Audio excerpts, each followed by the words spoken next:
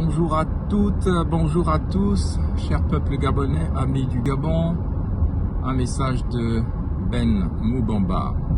Nous sommes le 21 juillet 2021 et ce message est relatif premièrement à l'espionnage dont a été victime le président Emmanuel Macron de la part du Royaume du Maroc et au moyen d'une technologie israélienne nommée Pegasus, un espionnage téléphonique. Le deuxième aspect de mon intervention, en ce 21 juillet 2021, est relatif au départ de l'ambassadeur de France au Gabon, M. Philippe Authier, qui a fait ses adieux aux autorités illégitimes du Gabon, et cela mérite un commentaire de ma part. Sur l'espionnage dont a été victime le président français Emmanuel Macron.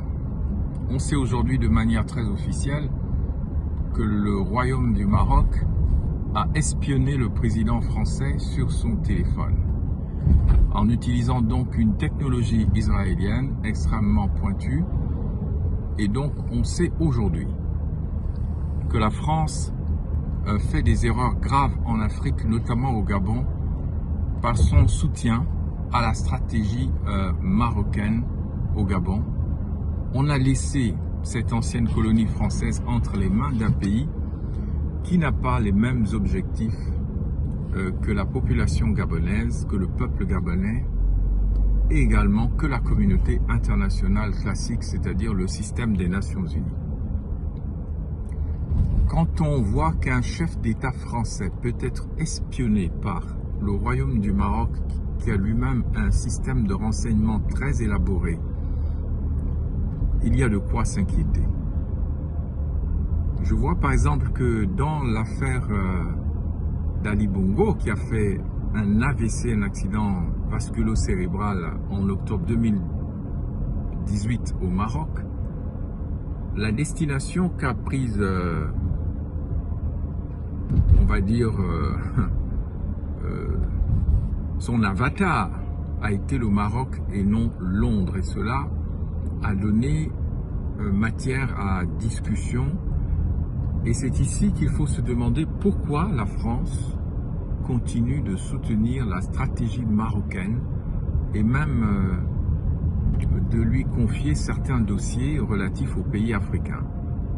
On sait qu'au Gabon, par exemple, le Maroc s'est emparé de toutes les télécommunications civiles et militaires. Gabon Télécom et autres télécommunications sont entre les mains du Maroc. Comment est-ce possible? Comment des Gabonais ont-ils pu autoriser cela? Et comment la France a-t-elle autorisé cela? Quels sont les intérêts qu'il peut y avoir entre la France et le Maroc pour que le système bancaire du Gabon également soit entre les mains du Maroc? Qu'est-ce qui se passe pour que les transports maritimes soient entre les mains du Maroc, système maritime par lequel sortent certains produits miniers de manière illégale et non déclarée? Comment se fait-il que le Maroc peut avoir des banques au Sénégal, en Côte d'Ivoire, au Gabon et ailleurs, alors même que son propre système financier est très verrouillé? On ne peut pas aujourd'hui au Maroc envoyer de l'argent que vous avez au Maroc d'une manière facile par Western Union, MoneyGram et autres. Comment se fait-il que nous souffrions d'un tel esclavage? La France doit comprendre qu'à force de soutenir l'insoutenable, elle va tout perdre. Parce que ne vous faites pas d'illusions. Monsieur l'ambassadeur qui quittait le Gabon, et je passe sur vous, monsieur Philippe Authier. Si vous avez des stratégies purement économiques, il faut savoir que l'islam sunnite, représenté par l'Arabie Saoudite, les Émirats et le Maroc et autres, lui a un projet civilisationnel depuis Tanger au Maroc jusqu'au Cap de Bonne-Espérance. On n'a rien contre l'islam, mais on voit bien le choc des civilisations qu'il y a et quelque part le malentendu qu'il y a entre vous et dont nous, les Bantous, nous ne devons pas souffrir. Si vous avez des intérêts militaires, vous les Français, vous avez des intérêts économiques, le bois. Si vous vous fichez de ce qui se passe au Gabon, Les autres, eux, ils ont une stratégie civilisationnelle imposée, la civilisation sunnite islamique.